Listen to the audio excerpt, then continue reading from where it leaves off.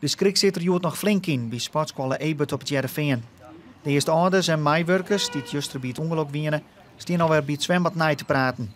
De meesten willen liever net in beeld. Barmeewerker Tony Scheffer mocht vanmorgen weer uit het ziekenhuis. Hier ontdekt juster dat er wat aan de hand was. Op een bepaald moment wou ik de schoonmaken en toen bemerkte ik dus een chloorwolk, chloorreuk, een hele sterke. Toen heb ik ook meteen tegen de mensen gezegd, we moeten naar buiten. En alle deuren losgezet en iedereen naar buiten en de nooddiensten gebeld. Ontstier je direct paniek?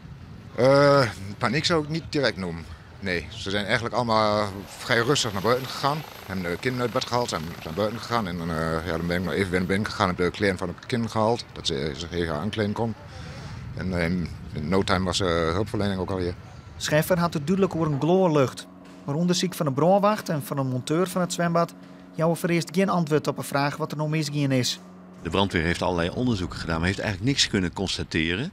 En er is op dit moment wordt er nog verder onderzoek gedaan van ja, hoe zit het nou met die installatie? Is er nou wat vrijgekomen of niet? Maar tot nu toe hebben we nog niks kunnen constateren.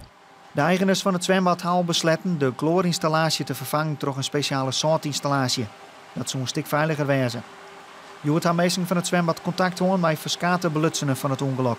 Nou, de hoofdzaak is al hier begripvol. Hè, en die zit ik sterkte en steun. En een enkeling die zei van ja, we vinden het net prettig. Hè, maar ja, die ben nog teleurgesteld.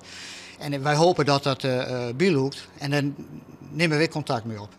Het zwembad wil tak een weekend weer riepen.